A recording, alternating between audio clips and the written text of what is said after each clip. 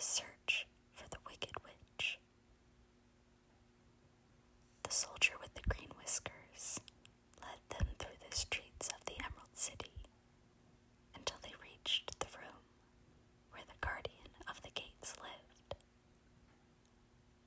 This officer unlocked their spectacles to put them back in his great box, and then he politely opened the gate for our friends. "Which road leads to the Wicked Witch of the West?" asked Dorothy. "There is no road," answered the guardian of the gates. "No one ever wishes to go that way." "How then are we to find her?" inquired the girl. "That will be easy," replied the man. "For when she knows you are in the country of the Winkies, she will find you and make you all her slaves." "Perhaps not," said the Scarecrow, "for we mean to destroy her." "Oh, that is different," said the guardian of the gates.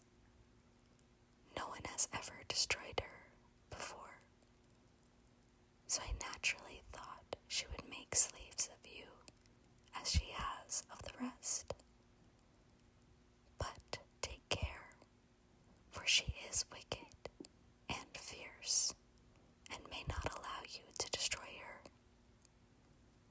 Keep to the west, where the sun sets, and you cannot fail to find her."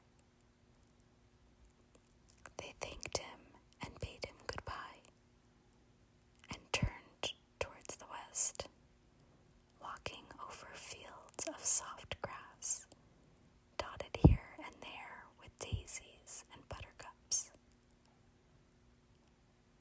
Dorothy still wore the pretty silk dress she had put on in the palace, but now, to her surprise, she found it was no longer green, but pure white. The ribbon around Dodo's neck had also lost its green color and was as white as Dorothy's dress. The Emerald City was soon left far behind. As they advanced, the ground became rougher and hillier, for there were no farms nor houses in this country of the West, and the ground was untilled.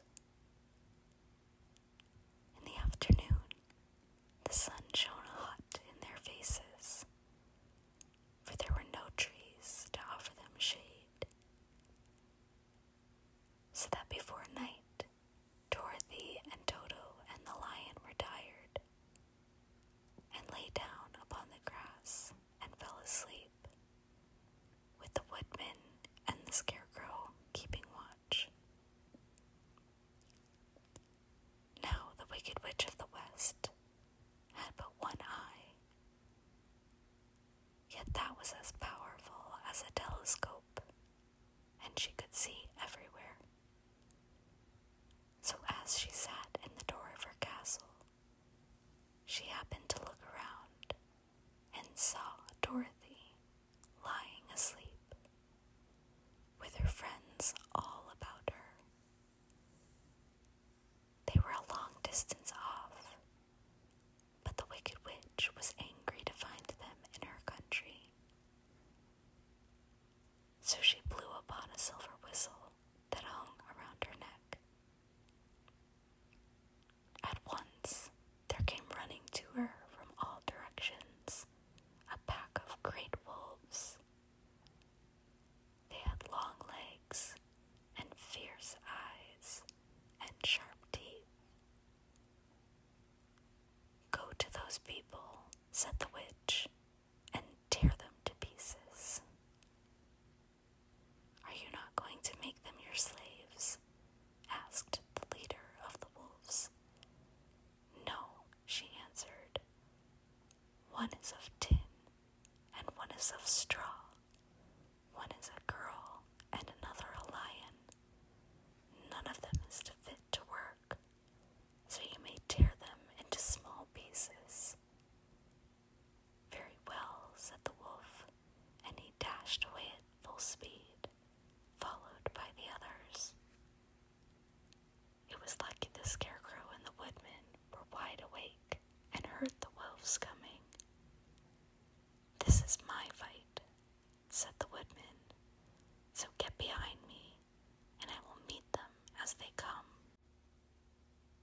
seized his axe, which he had made very sharp, and as the leader of the wolves came on, the Tin Woodman swung his arm and chopped the wolf's head from its body so that it immediately died. As soon as he could raise his axe, another wolf came up, and he also fell under the sharp edge of the Tin Woodman's weapon. There were 40 wolves, and 40 times a wolf was killed, so that at last they all lay dead in a heap before the Woodman. Then he put down his axe and sat behind the Scarecrow, who said, "It was a good fight, friend." They waited until Dorothy awoke the next morning. The little girl was quite frightened when she saw the pile of shaggy wolves. But the Tin Woodman told her all. She thanked him for saving them and sat down to breakfast, after which they started again upon their journey. Now this same morning, the Wicked Witch came to the door of her castle and looked out with her one eye that could see far off. She saw all her wolves lying dead, and the strangers still traveling through her country. This made her angrier than before, and she blew her silver whistle twice. Straightway, a great flock of wild crows came flying towards her, enough to darken the sky. And the Wicked Witch said to the King Crow, "Fly at once to the strangers, peck out their eyes and tear them to pieces." The wild crows flew in one great flock toward Dorothy and her companions. When the little girl saw them coming, she was afraid. But the Scarecrow said, "This is my battle, so lie down beside me, and you will not be harmed." So they all lay upon the ground except the Scarecrow. And he stood up and stretched out his arms. And when the crows saw him, they were frightened, as these birds always are by scarecrows, and did not dare to come any nearer. But the King Crow said, "It is only a stuffed man. I will peck his eyes out." The King Crow flew at the Scarecrow, who caught it by the head and twisted its neck until it died. And then another crow flew at him, and the Scarecrow twisted its neck also. There were 40 crows, and 40 times the Scarecrow twisted a neck, until at last all were lying dead beside him. Then he called to his companions to rise, and again they went upon their journey. When the Wicked Witch looked out again and saw all her crows lying in a heap, she got into a terrible rage and blew 3 times upon her silver whistle. Forthwith there was heard a great buzzing in the air, and a swarm of black bees came flying toward her. "Go to the strangers and sting them to death," commanded the witch. And the bees turned and flew rapidly until they came to where Dorothy and her friends were walking. But the Woodman had seen them coming, and the Scarecrow had decided what to do. "Take out my straw and scatter it over the little girl and the dog and the lion," he said to the Tin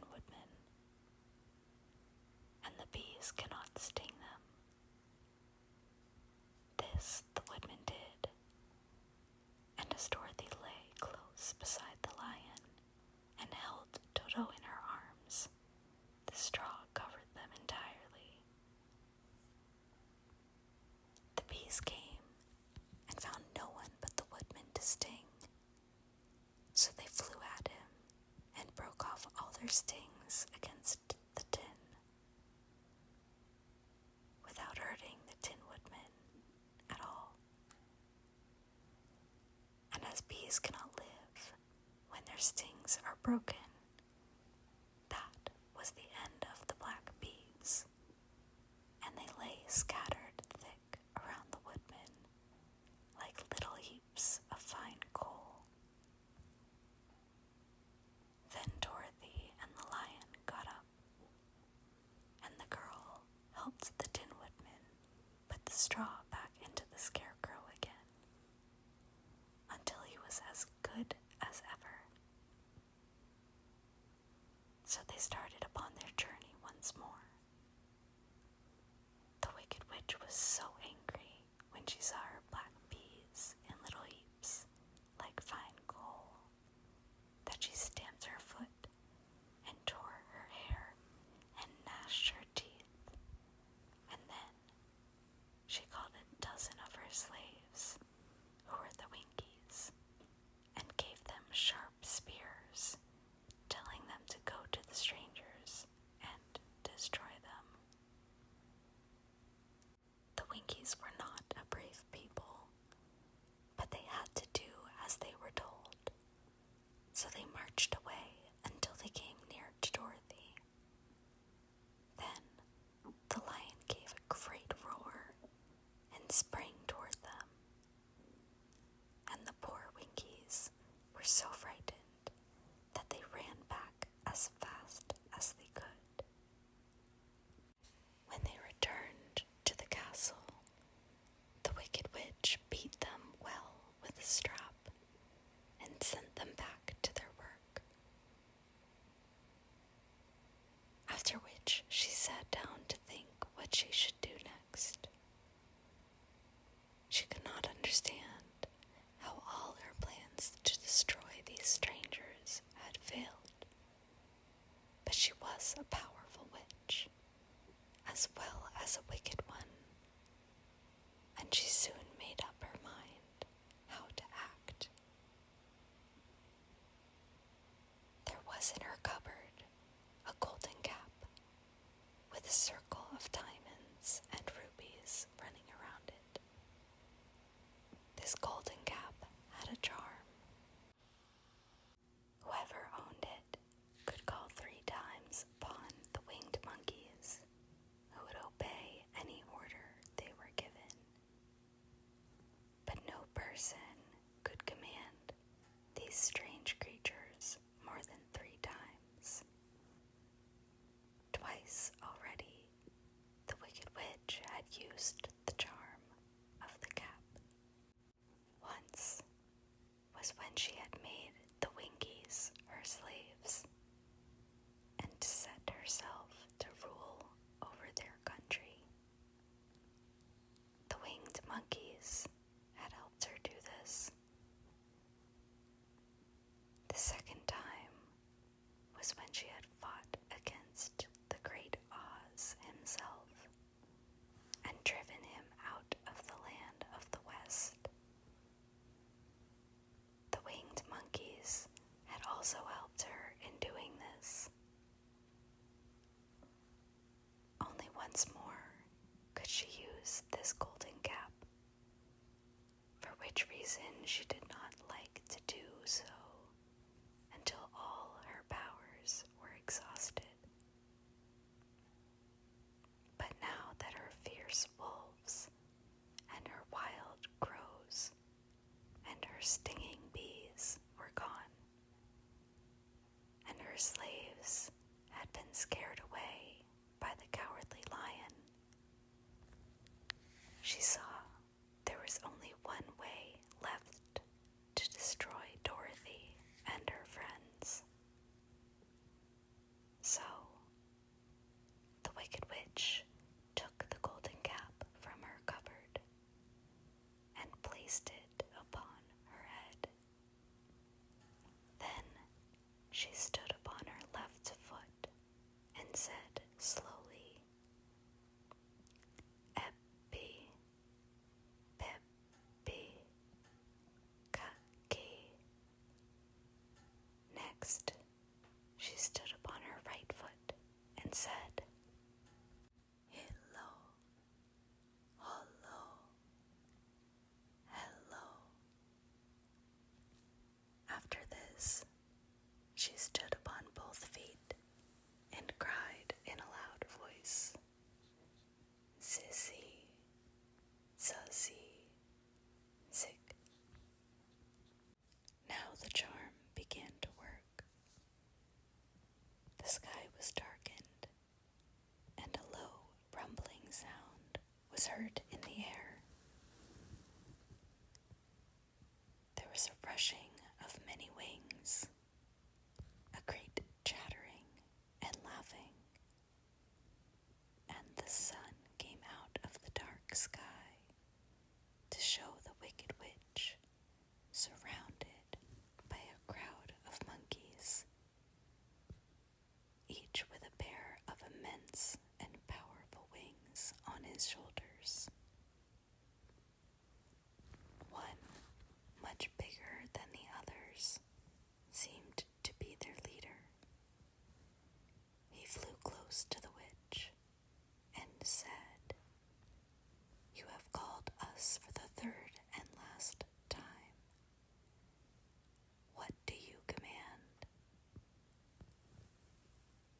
"Go to the strangers who are within my land and destroy them all except the lion," said the wicked witch. "Bring that beast to me, for I have a mind to harness him like a horse and make him work." "Your command shall be obeyed," said the leader. Then, with a great deal of chattering and noise, the winged monkeys flew away to the place where Dorothy and her friends were walking. Some of the monkeys seized the Tin Woodman and carried him through the air until they were over a country thickly covered with sharp rocks. Here they dropped the poor Woodman, who fell a great distance to the rocks, where he lay so battered and dented that he could neither move nor groan. Others of the monkeys caught the Scarecrow, and with their long fingers pulled all of the straw out of his clothes and head. They made his hat and boots and clothes into a small bundle and threw it into the topped branches of a tall tree. The remaining monkeys threw pieces of stout rope around the lion and wound many coils about his body and head and legs until he was unable to bite or scratch or struggle in any way. They lifted him up and flew away with him to the witch's castle, where he was placed in a small yard with a high iron fence around it so that he could not escape. But Dorothy they did not harm at all. She stood with Toto in her arms, watching the sad fate of her comrades and thinking it would soon be her turn. The leader of the winged monkeys flew up to her. His long,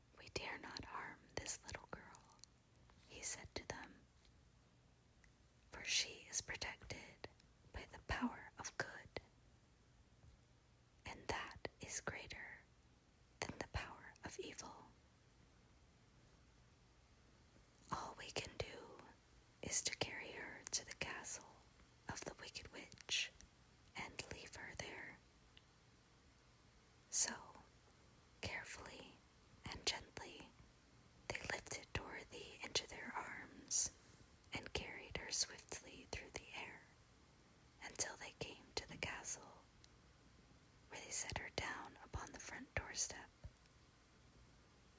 Then the leader said to the witch, "We have obeyed you as far as we are able. The Tin Woodman and the Scarecrow are destroyed, and the lion is tied up in your yard. The little girl we dare not harm, nor the dog she carries in her arms.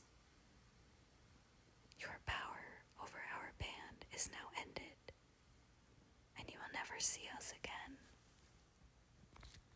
Then all the winged monkeys, with much laughing and chattering and noise, flew into the air and were soon out of sight. The Wicked Witch was both surprised and worried when she saw the mark on Dorothy's forehead, for she knew well that neither the winged monkeys nor she herself dare hurt the girl in any way. She looked down at Dorothy's feet, and seeing the silver shoes, began to tremble with fear, for she knew what a powerful charm belonged to them. At first, the witch was tempted to run away from Dorothy, but she happened to look into the child's eyes and saw how simple the soul behind them was, and that the little girl did not know of the wonderful power the silver shoes gave her. So the Wicked Witch laughed to herself and thought, "I can still make her my slave, for she does not know how to use her power." Then she said to Dorothy harshly and severely, "Come with me and see that you mind everything I tell you, for if you do not, I will make an end of you, as I did of the Tin Woodman and the Scarecrow." Dorothy followed her through many of the beautiful rooms in her castle, until they came to the kitchen, where the witch bade her clean the pots and kettles, and sweep the floor, and keep the fire fed with wood. Dorothy went to work meekly, with her mind made up to work as hard as she could, for she was glad the Wicked Witch had decided not to kill her. With Dorothy hard at work, the witch thought she would go into the courtyard and harness the Cowardly Lion like a horse. It would amuse her, she was sure, to make him draw her chariot whenever she wished to go to drive. But as she opened the gate, the lion gave a loud roar and bounded at her so fiercely that the witch was afraid and ran out and shut the gate again. "If I cannot harness you," said the witch to the lion, speaking through the bars of the gate, "I can starve you. You shall have nothing to eat until you do as I wish."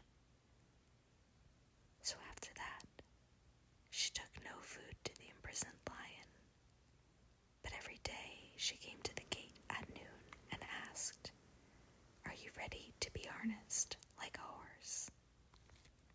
And the lion would answer, "No, if you come in this yard, I will bite you."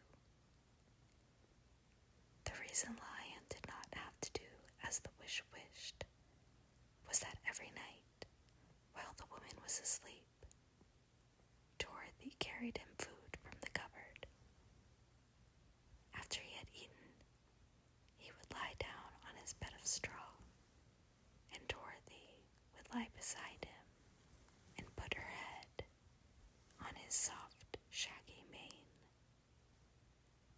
While they talked of their troubles,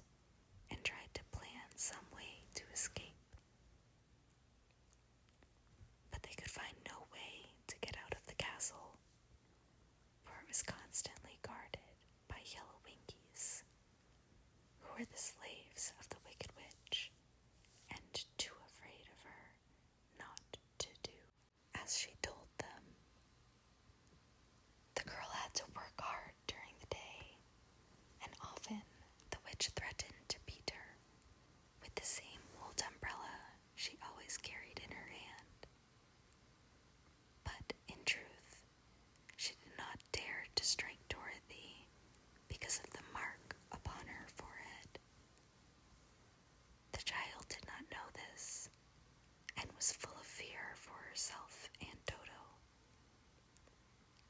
Once, the witch struck Toto a blow with her umbrella, and the brave little dog flew at her and bit her leg in return. The witch did not bleed where she was bitten, for she was so wicked that the blood in her had dried up many years before. Dorothy's life became very sad as she grew to understand that it would be harder than ever to get back to Kansas and on Dem again.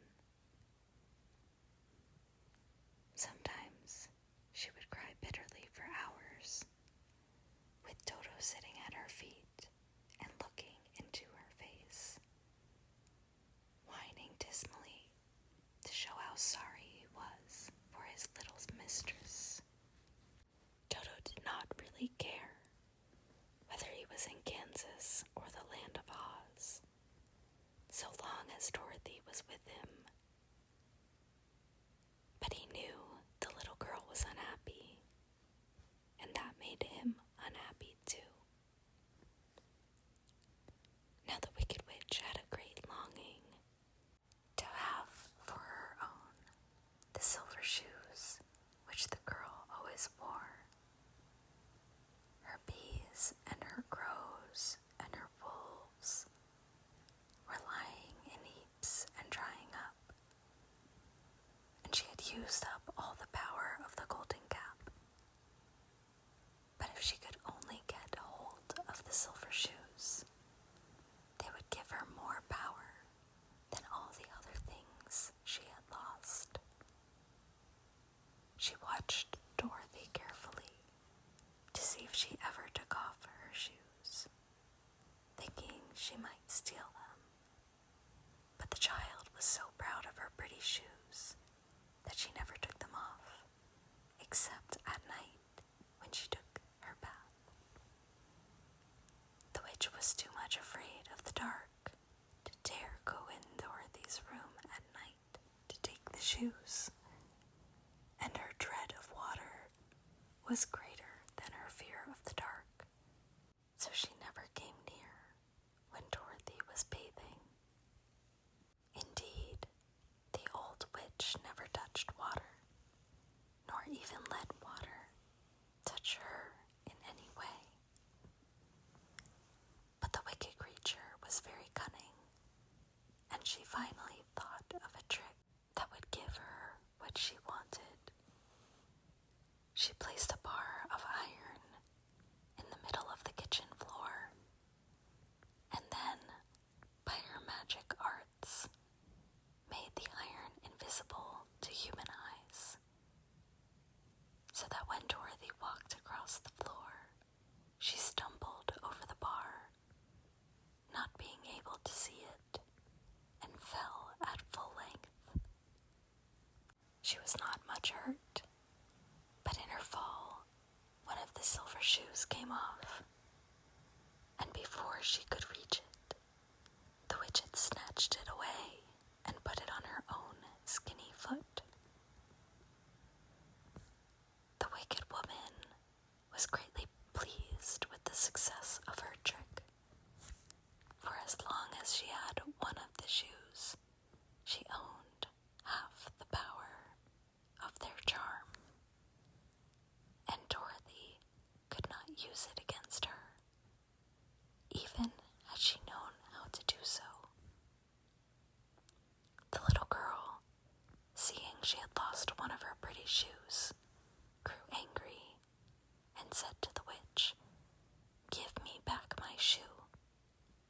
"I will not," retorted the witch, "for it is now my shoe and not yours."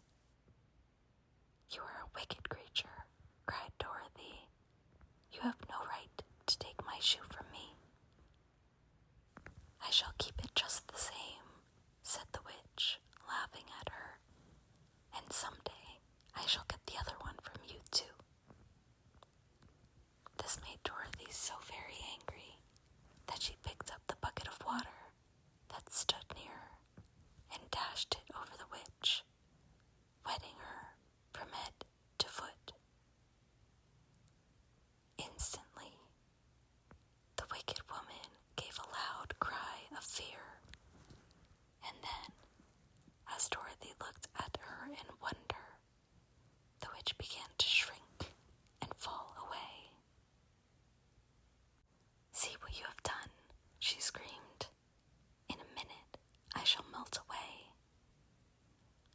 sorry indeed, said Dorothy, who was truly frightened to see the witch actually melting away, like brown sugar before her very eyes. Didn't you know water would be the end of me? Asked the witch in a wailing, despairing voice. Of course not, answered Dorothy. How should I? Well, in a few minutes, I shall be all melted, and you will have the castle to yourself. I have been wicked in my day, but I never thought a little girl like you would ever be able to melt me and end my wicked deeds. Look out, here I go.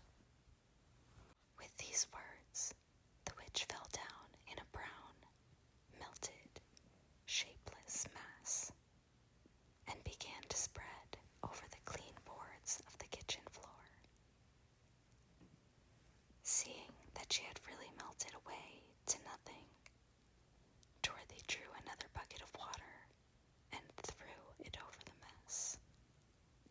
She then swept it all out the door. After picking out the silver shoe, which was all that was left of the old